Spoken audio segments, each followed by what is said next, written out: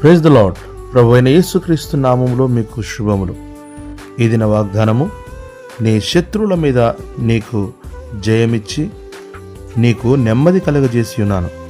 2 సమూయేలు 7వ అధ్యాయం 11వ వచనం. శత్రువు మనకు నెమ్మది లేకుండా చేయ ప్రయత్నిస్తుంది, కానీ మన రక్షకుడైన యేసుక్రీస్తు శత్రువును జయించి మనకు నెమ్మది కలుగజేయును. ఆయన సమాధానకర్త.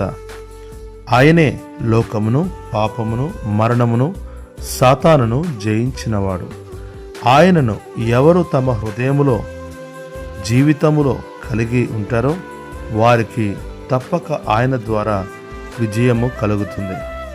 ఇక్కడ విజయము కలిగినప్పుడు దావీదు దేవునికి ఒక మందిరమును కట్టింప తీర్మానించుకొనెను.